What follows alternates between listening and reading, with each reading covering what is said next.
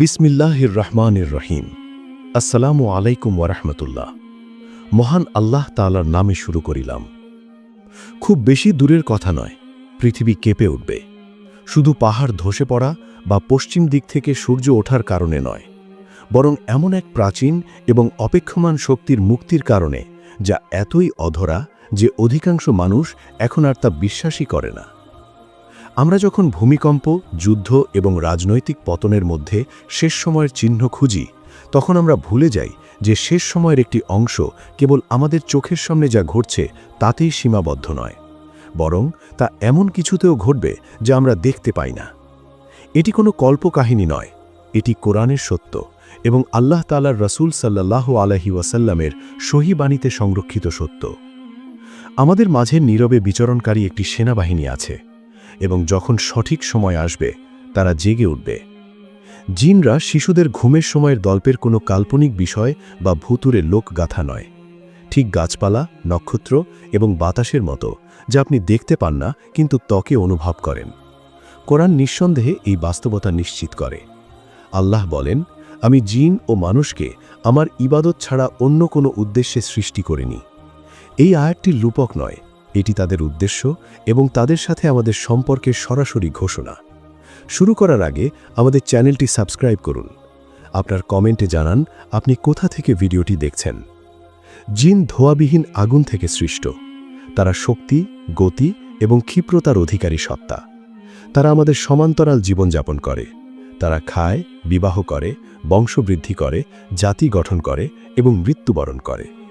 তাদের মধ্যে মুসলিম আছে, আবার কাফেরও আছে। কেউ সৎ, কেউ বা মন্দ। মানুষের মতোই তাদের মধ্যেও আলেম, অত্যাচারী, শ্রমিক এবং অপরাধী রয়েছে। কিন্তু আমাদের সাথে পার্থক্য হল তাদের জগৎ আমাদের চোখের আড়ালে। আর যেহেতু আমরা তাদের দেখতে পাই না, তাই আমরা তাদের প্রভাবকে অবমূল্যায়ন করি। আমরা ভুলে যাই যে তাদের জীবন আমাদের জীবনের সাথে মিশে আছে। তারা আমাদের হৃদয়ে কুমন্ত্রণা দেয়, আমাদের দুর্বলতাগুলো পর্যবেক্ষণ করে, এবং তাদের মধ্যে কেউ কেউ স্বয়ং ইবলিসের আদেশে শেষ সময় পর্যন্ত মানুষকে পথভ্রষ্ট করার শপথ নিয়েছে। আল্লাহ সূরা আল আরাফে প্রকাশ করেছেন যে জিনরা আমাদের সেখান থেকে দেখতে পায় যেখান থেকে আমরা তাদের দেখতে পাই না। এটি আমাদের ভয় দেখানোর জন্য বলা হয়নি, এটি আমাদের জাগ্রত করার জন্য একটি সত্য। কারণ সন্দেহ, প্রলোভন, রাগ এবং ভয়ের মুহূর্তে যখন আমাদের প্রতিরক্ষা সবচেয়ে দুর্বল থাকে, তখন অদৃশ্যের জগৎ থেকেই আমাদের সবচেয়ে বড় পরীক্ষাগুলো আসে। আর কিয়ামত যতই ঘনিয়ে আসছে, এই প্রভাব ততই সাহসী হয়ে উঠছে। সবচেয়ে স্পষ্ট আয়াতগুলোর মধ্যে সূরা আল আনামের একটি আয়াত হল, যেখানে আল্লাহ বলেন, আর এভাবেই আমি প্রত্যেক নবীর জন্য মানুষ ও জিনের মধ্য থেকে শয়তানদের শত্রু বানিয়েছি, যারা প্রতারণার উদ্দেশ্যে একে অপরকে চাকচিক্যময় কথা দ্বারা প্ররোচিত করে। এই আয়াতটি প্রকাশ করে যে শয়তান কেবল জিনদের মধ্য থেকেই নয়, মানুষের মধ্য থেকেও হতে পারে। কিন্তু এই দুয়ের মধ্যকার সহযোগিতাই বিষয়টিকে বিপজ্জনক করে তোলে। যখন অদৃশ্যের অশুভ শক্তি দৃশ্যমান অশুভ শক্তির সাথে হাত মেলায়, তখন দুর্নীতি আরও দ্রুত, আরও গভীরে এবং ব্যাপকভাবে ছড়িয়ে পড়ে। কিয়ামতের পূর্ববর্তী সময়ে এই সহযোগিতা আরও ঘন ঘন এবং সংগঠিত হয়ে ওঠে। মিথ্যা মতবাদ, আধ্যাত্মিক বিভ্রান্তি এবং অনৈতিকতাকে স্বাধীনতা হিসেবে চিত্রিত করা, এগুলো কেবল মানুষের ভুল নয়, এগুলো এই প্রভাবের লক্ষণ। শান্ত ফিসফিসানি আজ উচ্চস্বরে স্লোগানে পরিণত হয়েছে। নীরব কারুসাজি আজ সামাজিক নিয়মে পরিণত হয়েছে। বহুকাল আগে একজন মানুষ ছিলেন যিনি জিনদের পুরোপুরি নিয়ন্ত্রণ করতেন, জাদু দিয়ে নয়, বরং ওহী এবং আল্লাহ দেওয়া অলৌকিক ক্ষমতার দ্বারা। সেই মানুষটি ছিলেন নবী সুলাইমান আলাইহিসসালাম। তার আগে বা পরে অন্য কাউকে এমন রাজত্ব দেওয়া হয়নি। আল্লাহ তাকে কেবল মানুষের উপর নয়, বরং পশু পাখি, বাতাস এবং জিনদের উপরও কর্তৃত্ব দিয়েছিলেন। তার শাসনকালে এই জিনরা ছায়ায় লুকিয়ে থাকত না, তারা প্রকাশ্যে বশ্যতা স্বীকার করে কাজ করত, মন্দির নির্মাণ করত, সমুদ্রে ডুব দিত, ভারী কাজ করত। তারা তাকে ভয় পেত, তার আদেশ মানত, তবে তাকে ভালোবাসে বলে নয়, বরং আল্লাহর আদেশে বাধ্য ছিল বলে। সূরা সাবাতে আল্লাহ বলেন, আর আমি সুলাইমানের অধীন করে দিয়েছিলাম বাতাসকে। সকালে তার যাত্রা ছিল 1 মাসের পথ এবং বিকালে তার যাত্রা ছিল 1 মাসের পথ, এবং আমি তার জন্য গলিত তামার ঝর্ণা প্রবাহিত করেছিলাম। আর জিনেদের মধ্যে এমন কিছু ছিল যারা তার রবের অনুমতিক্রমে তার সামনে কাজ করত। আর তাদের মধ্যে যে আমার আদেশ অমান্য করবে আমি তাকে জ্বলন্ত আগুনের শাস্তি আস্বাদন করাব। এটি কোনো জাদু ছিল না, এটি ছিল একজন নবীকে দেওয়া দৈবিক ক্ষমতা। কিন্তু গল্পটি এখানেই শেষ নয়। যা লোমহর্ষক তা হল সুলাইমান আলাইহিসসালামের জীবনের শেষ মুহূর্ত। যখন তার মৃত্যু এলো তখন তিনি তার লাঠির উপর ভর দিয়ে দাঁড়িয়েছিলেন। জিনরা কাজ চালিয়ে যাচ্ছিল, ভাবছিল তিনি জীবিত এবং তাদের দেখছেন। তারা তার আদেশকে এতটাই ভয় পেত যে তারা তাদের শ্রম অব্যাহত রেখেছিল। কিন্তু যখন মাটির একটি পোকা, উই পোকা, তার লাঠিটি খেয়ে ফেলল, তখন তার দেহ পড়ে গেল। কেবল তখনই তারা বুঝতে পারল যে তিনি অনেক আগেই মারা গেছেন। এবং আল্লাহ বললেন, যদি তারা অদৃশ্যের খবর জানত তাহলে তারা এই অপমানজনক শাস্তিতে বা কাজে আবদ্ধ থাকত না। সেই মুহূর্তটি একটি বিশাল সত্য প্রমাণ করল। জিনরা যতই শক্তিশালী হোক না কেন, তাদের অদৃশ্যের কোনো জ্ঞান নেই। তারা সুলাইমান আলাইহিসসালামকে ভয় পেত কারণ তারা তাকে দেখতে পেত। তারা তাকে মানত কারণ তার কর্তৃত্ব ছিল বাস্তব এবং দৃশ্যমান। কিন্তু সেই নিয়ন্ত্রণ চলে যাওয়ার পর তারা আবার মুক্ত হয়ে গেল, এবং এরপর থেকে মানবজাতি আর এমন কোনো নবী পায়নি যিনি তাদের আদেশ করতে পারেন। তাদের সমাজ বিবর্তিত হয়েছে, তারা তাদের নিজস্ব ব্যবস্থা গড়ে তুলেছে। তারা এখনও পৃথিবীর সাথে মিথস্ক্রিয়া করে, কখনো নীরবে, কখনো বা সহিংসভাবে, কিন্তু সর্বদা পর্দার আড়াল থেকে। পরের বার যখন তারা বিশাল সংখ্যায় বেরিয়ে আসবে, তা কোনো নবীর শাসনে হবে না, তা হবে শেষ সময়ের প্রারম্ভিক ঘটনার অংশ। আমাদের পাশেই শ্বাস প্রশ্বাস নেওয়া একটি জগৎ আছে, একটি জগৎ যা আমাদের পাশাপাশি চলে, কিন্তু আমাদের দৃষ্টি থেকে গোপন থাকে। এটি ভূত বা মিথ দিয়ে তৈরি নয়, এটি বাস্তব, জীবন্ত এবং জাতি, শাসক, বিদ্রোহী ও যোদ্ধাদের দ্বারা পূর্ণ। জিনদের জগৎ। আমরা অনেকেই জিনদের বিক্ষিপ্ত ও উদ্দেশ্যহীন সত্তা হিসেবে কল্পনা করি, কিন্তু কোরআন ও হাদিসে প্রকাশিত সত্য অনেক বেশি শৃঙ্খলিত এবং লোমহর্ষক বাস্তবতাকে তুলে ধরে। জিনরা সুসংগঠিত গোত্রে বাস করে, তাদের প্রজন্ম আছে, নেতৃত্ব আছে এবং আনুগত্য ও শত্রুতা আছে যা শত শত বছর ধরে চলে। তাদের অভ্যন্তরীণ যুদ্ধগুলো শিশুদের ঘুমের গল্প নয়, তাদের মধ্যে এমন সব দল আছে যারা একে অপরের সাথে যুদ্ধ করে, সহিংস, নিরলস, পুরনো গোত্রীয় ঘৃণা যা শত বা হাজার বছর পেছনে চলে। আমরা এই বাস্তবতার কেবল কিছু ঝলক দেখতে পাই বিরল বর্ণনায় এবং সেই সব মানুষের অভিজ্ঞতায় যারা সেই জগতে প্রবেশ করেছে বা তার দ্বারা প্রভাবিত হয়েছে। মুসলিম আলেমদের এমন বাস্তব ঘটনা আছে যেখানে জিনরা তাদের মুখোমুখি হয়েছে, পরীক্ষা করেছে অথবা মাসালা ও পথ নির্দেশনা চেয়েছে। এগুলো রূপকথা ছিল না, এগুলো ছিল আমাদের পূর্ববর্তী নেককারদের দ্বারা অধীত এবং বিশ্লেষিত নথিভুক্ত বাস্তবতা। তারা বুঝতেন যে জিনরা পাথরের নিচে লুকিয়ে থাকা কোনো নিষ্ক্রিয় জাতি নয়, তাদের নিজস্ব দুনিয়া, নিজস্ব জীবন, নিজস্ব পরীক্ষা এবং হ্যাঁ, তাদের নিজস্ব উচ্চাকাঙ্ক্ষা রয়েছে। নবী মুহাম্মদ সাল্লাল্লাহু আলাইহি ওয়াসাল্লাম একবার সাহাবীদের সাথে ভ্রমণে ছিলেন এবং আল্লাহ তাকে রাতে একদল জিনের কাছে নিয়ে যান। তিনি তাদের কুরআন শোনালেন। তারা শুনল, বিশ্বাস করল এবং তাদের জাতির কাছে সতর্ককারী হিসেবে ফিরে গেল। সূরা জিন তাদের কথা দিয়েই শুরু হয়। নিশ্চয়ই আমরা এক আশ্চর্যজনক কুরআন শুনেছি, এটি সঠিক পথের দিকে ধাবিত করে, তাই আমরা তাতে বিশ্বাস স্থাপন করেছি। এ থেকে আমরা জানি তারা চিন্তা করে, তারা শোনে, তারা নির্বাচন করে, তারা মুক্তি পেতে পারে এবং তারা ধ্বংসও হতে পারে। কিন্তু মানবজাতি যেমন অল্প কিছু নেককার এবং অনেকে পথভ্রষ্ট, জিনদের ক্ষেত্রেও একই নিয়ম খাটে।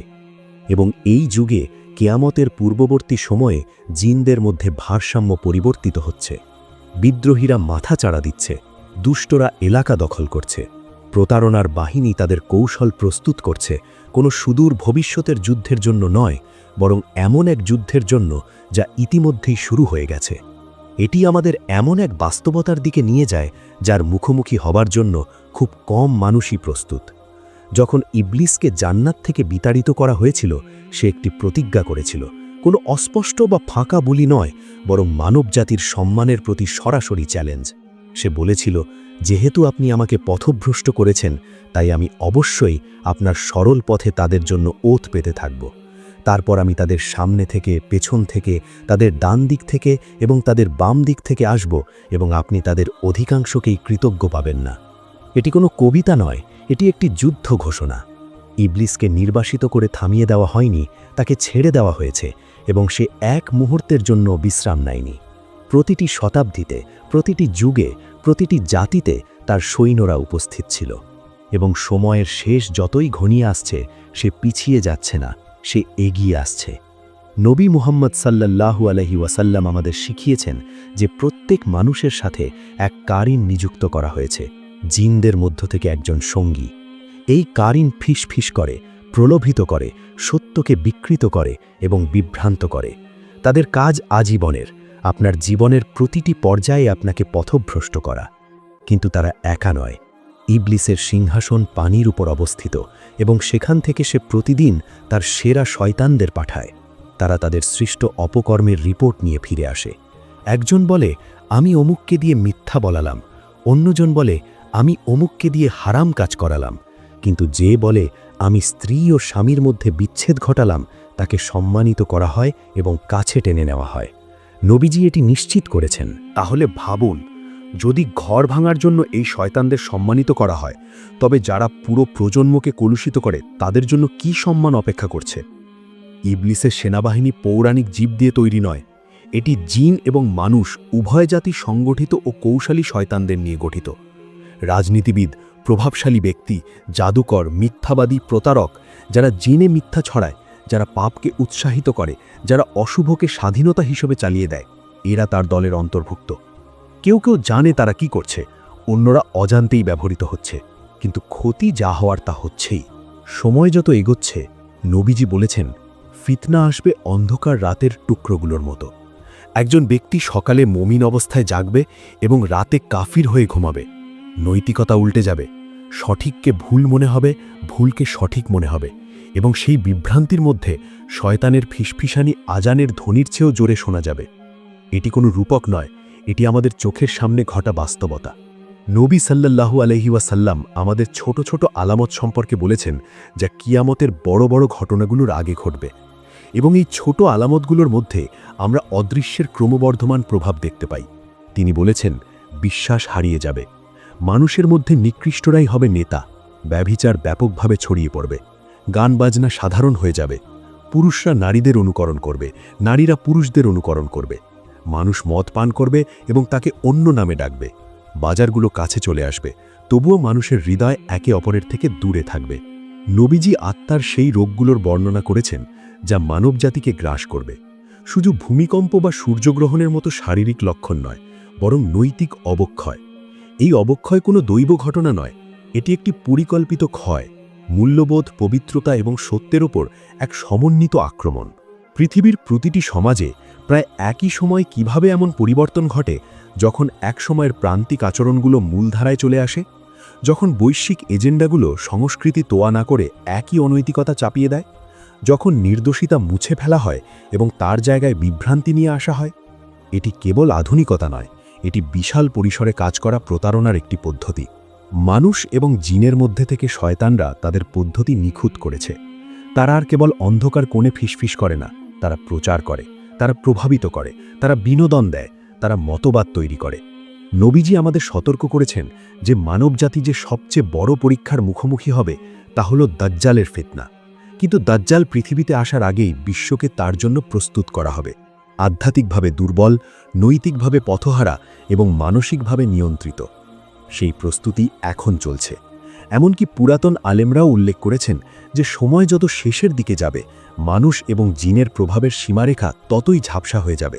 জাদুবিদ্যা বাড়বে, ভুয়া অলৌকিকতা দেখা যাবে, মানুষ অজান্তেই শয়তানদের অনুসরণ করবে এবং যা একসময় বিশ্বাসীদের আতকে দিত তা স্বাভাবিক হয়ে যাবে।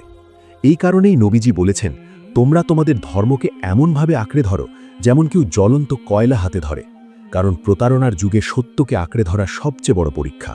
জিনদের যুদ্ধ শুরু করার প্রয়োজন নেই, তাদের কেবল ফিসফিস করা চালিয়ে যেতে হবে, বিভ্রান্ত করা চালিয়ে যেতে হবে, অহংকার, কামনা এবং সন্দেহকে উস্কে দিতে হবে, যতক্ষণ না একজন মানুষ সঠিক এবং ভুলের পার্থক্য করতে পারে অথবা বিশ্বাসের আয়নায় নিজের প্রতিবিম্ব চিনতে পারে।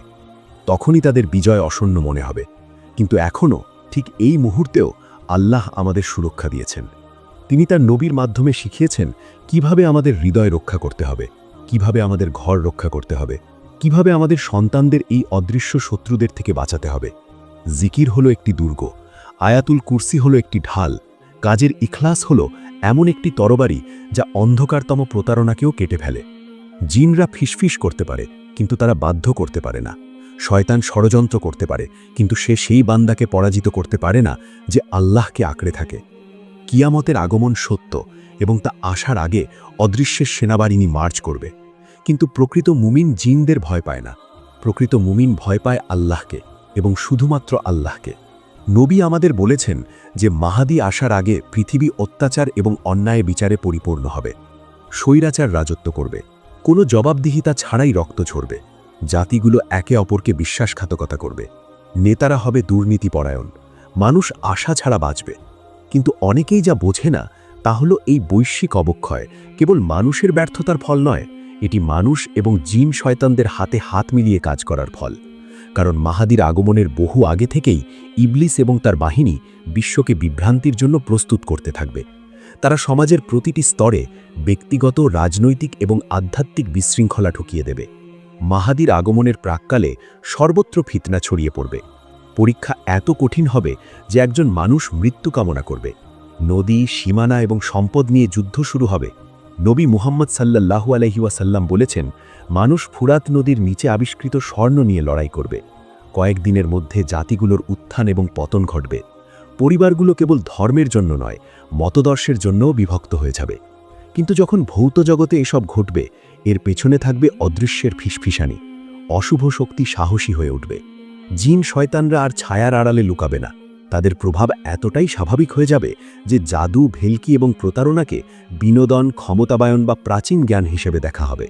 বাস্তবে এগুলো শয়তানের হাতিয়ার। এবং এই উন্মাদনার যুগে যখন মানুষ একজন ত্রাণকর্তার জন্য চিৎকার করবে, তখন আল্লাহ আল মাহদীকে মনোনীত করবেন। তিনি নেতৃত্ব চাইবেন না, তিনি সিংহাসন দাবি করার জন্য হাত তুলবেন না, কিন্তু আল্লাহ বিশ্বাসীদের তার দিকে পরিচালিত করবেন। তিনি প্রথমে প্রত্যাখ্যান করবেন, কিন্তু তারা জোর করবে এবং মক্কার পবিত্র প্রাঙ্গণে তারা তাকে বায়াত করবে। একটি ধসে পড়া বিশ্বের মাঝে একজন সৎ মানুষ। এবং ঠিক যেমন জিন শয়তানরা তাদের ধ্বংসের পথ প্রস্তুত করেছে, তেমনি আল্লাহ ও তার বান্দাকে ন্যায় বিচার প্রতিষ্ঠার জন্য প্রস্তুত করেছেন। কিন্তু মাহাদির শাসন শান্তিপূর্ণভাবে আসবে না। তিনি যুদ্ধ, আগ্রাসন এবং বিশ্বাসঘাতকতার মুখোমুখি হবেন। তার নেতৃত্ব পরীক্ষিত হবে, এবং তিনি ও মুমিনরা যে সবচাইতে বড় পরীক্ষার মুখোমুখি হবেন তা হল এমন এক ফিতনার আগমন যা এর আগের প্রতিটি পরীক্ষাকে ছাড়িয়ে যাবে। আল মাসিহ আদ-দাজ্জালের আগমন। দাজ্জাল কোনো রূপক নয়, সে কোনো ব্যবস্থা, প্রতীক বা ধারণা নয়। সে একজন পুরুষ, একজন মানুষ, যে এমন ক্ষমতা নিয়ে আবির্ভূত হবে যা বিশ্বকে হতবাক এবং বিভ্রান্ত করবে। নবী সাল্লাল্লাহু আলাইহি ওয়াসাল্লাম বলেছেন, আদম সৃষ্টি হওয়ার সময় থেকে কেয়ামত পর্যন্ত দাজ্জালের চেয়ে গুরুতর কোনো বিষয় নেই।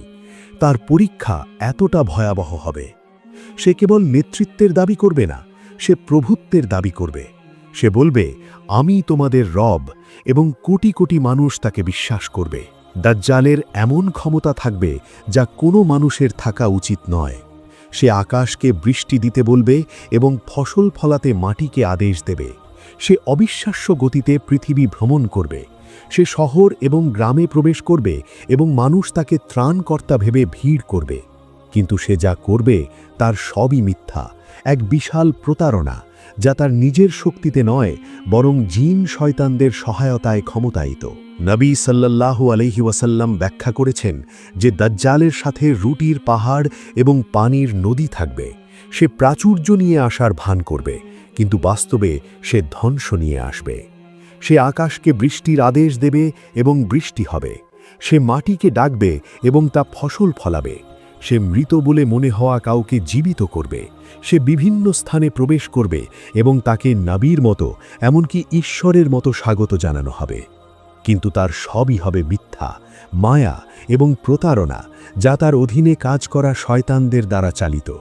নবী সাল্লাল্লাহু আলাইহি ওয়াসাল্লাম সতর্ক করেছেন যে তার সাথে একটি জান্নাত এবং একটি জাহান্নাম থাকবে, কিন্তু তার জান্নাত হবে আসল জাহান্নাম এবং তার জাহান্নাম হবে মুক্তি।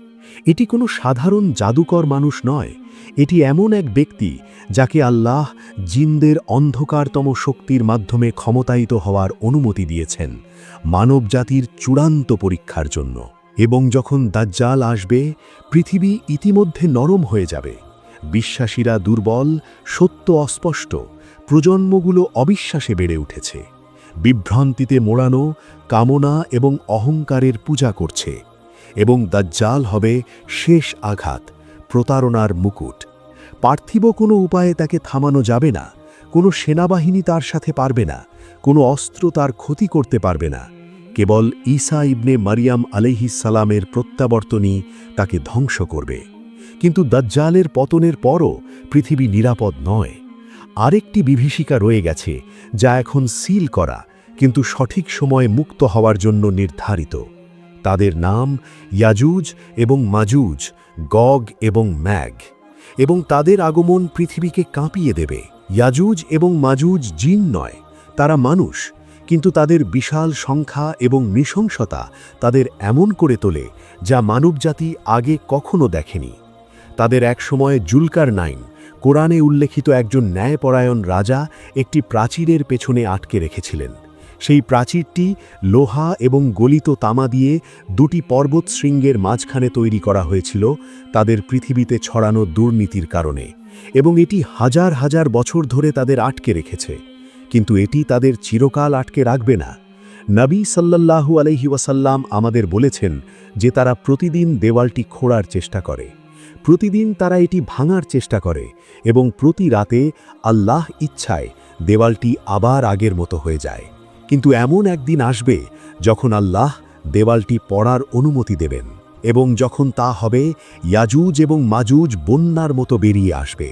তাদের সংখ্যা এতটাই বিশাল হবে যে তারা যখন কোনো নদীর পাশ দিয়ে যাবে, তারা তাকে শুকিয়ে ফেলবে।